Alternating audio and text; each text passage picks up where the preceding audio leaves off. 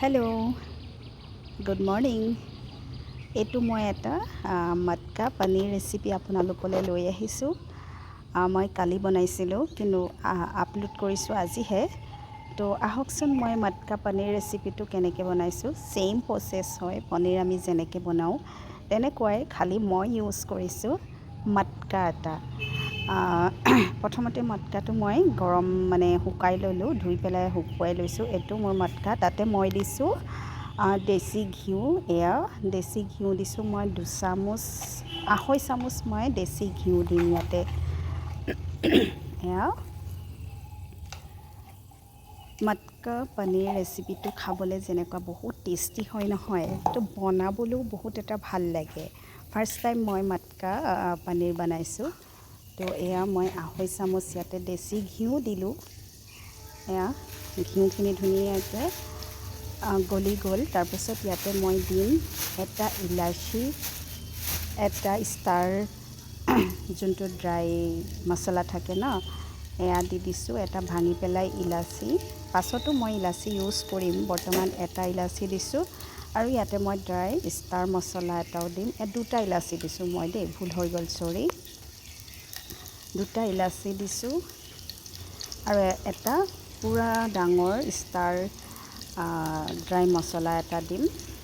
মাৰ্কেটত আপোনালোকে এইটো পাবই, এভেইলেবল হয়। বহুত ধুনীয়া এটা চেণ্ট আহে, খাবলৈ বহুত টেষ্টি হয় দিলে। তাৰপিছত ইয়াতে মই ইউজ কৰিম এটুকুৰা ডালচেনি আৰু তেজপাত এখিলা বা 2খিলা দিলেই হ'ব। এইখিনি খুব ধুনীয়াকৈ মই এতিয়া অকণমান মজাই ল'ম। মজাই পেলাই মই এটা মিডিয়াম আকাৰৰ কাটি লোৱা পিঁয়াজ ইয়াতে দি দিম।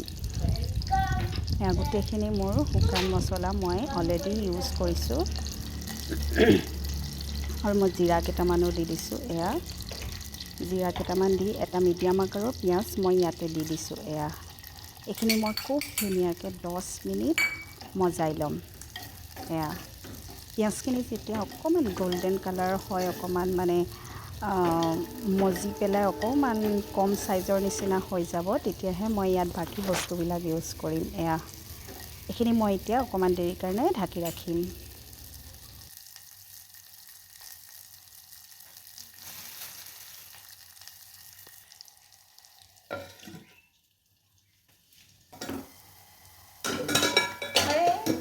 ৰখি নাথাকে দেখোন।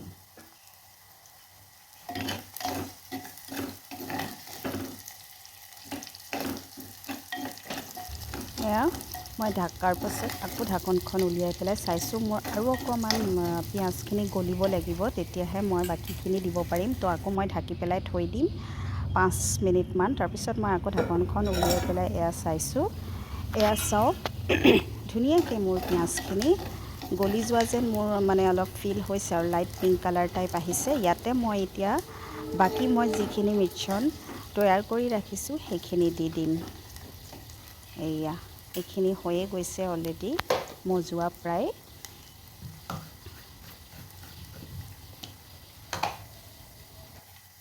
হেল্ল', ইয়াতে আছে বিলাহী, পিঁয়াজ, আদা নহৰু, কাজু, মগজ, অকণমান গাখীৰ দি মই খুব ধুনীয়াকৈ এইখিনি পেষ্টখিনি বনাই ল'লোঁ।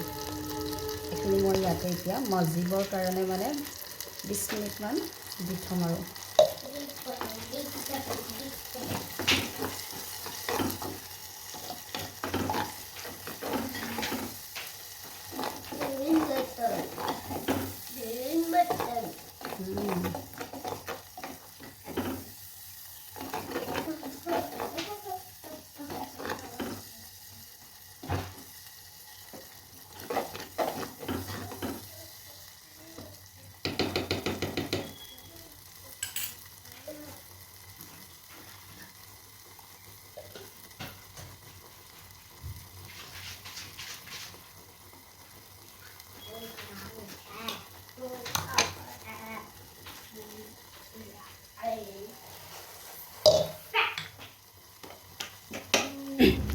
এয়া মই মিক্সাৰ গ্ৰাইণ্ডাৰটো পানী অকণমান দি গোটেইখিনি দিলোঁ। ইয়াতে দিম এতিয়া মই হালধি অকণমান, সোৱাদ অনুসৰি নিমখ অকণমান, ৰেড কাশ্মীৰী মিৰ্চ অকণমান দিম আৰু জিৰা ধনিয়া গুড়ি অকণমান দিম। তো আপোনালোকে যদি জ্বলা মছলা বহুত বেছি খায় তো তো আপোনালোকে আপোনালোকৰ হিচাপত সেইখিনি দি ল'ব পাৰিব। মই যিহেতু কম খাওঁ কাৰণ মোৰ সৰু সৰু ল'ৰা আছে ন, সিহঁতে খাব নোৱাৰিব, সেইকাৰণে মই কমকৈ দি বনাওঁ। এই গোটেই মছলাখিনি মই দি পেলাই লৰাই পেলাই অকণমান দেৰি আকৌ মই ঢাকি থৈ দিম। হ'লনি ৰ'বা।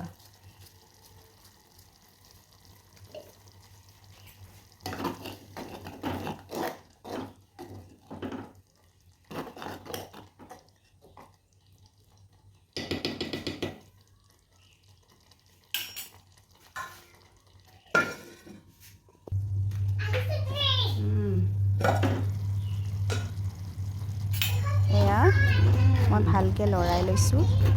এইখিনি মই ইয়াতে এতিয়া এয়া চব ধুনীয়াকৈ মোৰ এইখিনি মজুৱা হৈ গৈছে, উতলটোও আহিছে।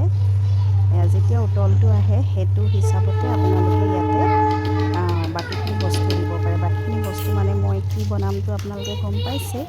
তো মই ইয়াতে এড কৰিম মই কাটি থোৱা পনীৰখিনি। অকণমান মই পানী আকৌ দি দিছোঁ। এয়া এতিয়া মই ইয়াতে এড কৰিম কাটি লোৱা পনীৰ কিপিচ। মই ট্ৰায়েংগুল আকাৰত পনীৰবোৰ কাটি লৈছিলোঁ, তো তেনেকৈ দিম। মই পনীৰখিনি ভাজি লোৱা নাই দেই, কেঁচা পনীৰে মই ইউজ কৰিছিলোঁ। বাটাৰ পনীৰ বনাবলৈ হ'লে মই পিছে পনীৰ কেঁচাকৈ ৰাখোঁ দেই, পনীৰ ভাজি পেলাই নলওঁ।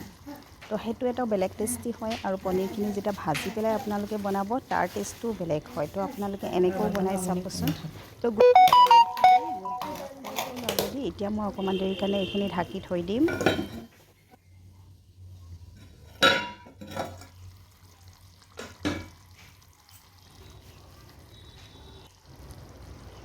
অকণমান মই লৰাই দিছোঁ যাতে পনীৰ কিপিচ ধুনীয়াকৈ গ্ৰেভিখিনিত সোমাই যায়।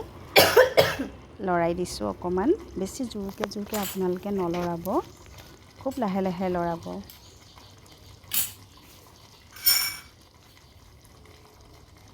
ইয়াতে মই দি দিছোঁ, মই যিহেতু বাটাৰ পনীৰ মছলা বনাইছোঁ ন, তো সেইকাৰণে ইয়াতে বাটাৰটো বহুত জৰুৰী। মই প্ৰথমতে প্ৰায় 1-1.5 চামুচমান বাটাৰ ইয়াতে এড কৰিম। মই পাছত আকৌ বাটাৰটো দিম। বাটাৰটো দিলে বাটাৰ পনীৰ মছলাত আপোনালোকে বাটাৰ দিবই, তেতিয়াহে খাবলৈ বহুত টেষ্টি হয়। এয়া চাওক মোৰ ধুনীয়াকৈ উতল হৈ আহিছে, আৰু মই এতিয়া ইয়াতে দি দিছোঁ কস্তুৰী মেথি। কস্তুৰী মেথি দিলে ইয়াৰ ফ্লেভাৰটো আৰু ইয়াৰ যোনটো মানে বাটাৰ পনীৰৰ সোৱাদ মানে বেলেগ এটা টাইপ হৈ যায়। আৰু তো আপোনালোকে বাটাৰ পনীৰ মছলা বনালে বাটাৰ আৰু কস্তুৰী মেথিটো দিবই, মানে এই দুটা বস্তু দিবই লাগে, তেতিয়াহে খাবলৈ বহুত টেষ্টি হয়। তো এয়া মোৰ ধুনীয়াকৈ উতলটো আহিছে। ইয়াতে মই আকৌ অকণমান বাটাৰ দি দিছোঁ।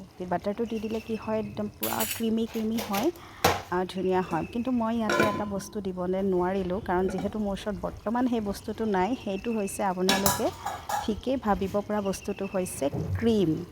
লাষ্টত ক্ৰীম অকণ দি দিলে বহুত ধুনীয়া হয়, কিন্তু মোৰ ওচৰত ক্ৰীমটো নাই, সেইটো কাৰণে মই ক্ৰীম দিব নোৱাৰিলোঁ। কিন্তু বাটাৰ দিয়াৰ কাৰণেও বহুত ধুনীয়া, একদম বাটাৰ নিচিনা, মানে বাটাৰৰ স্মেলটো বহুত ধুনীয়া আহিছে, লগতে কস্তুৰী মেথিটো মোৰ হৈয়ে গ'ল। টান মটকা পনীৰ বাটাৰ মছলা। তো আপোনালোকে মোৰ এই ৰেচিপিটো শেষলৈকে চাব বুলি আশা কৰিলোঁ, আৰু যদি ভাল পায় লাইক কমেণ্ট কৰিব বুলি আশা কৰিলোঁ। তো আজিলৈ আহোঁ, বাই বাই।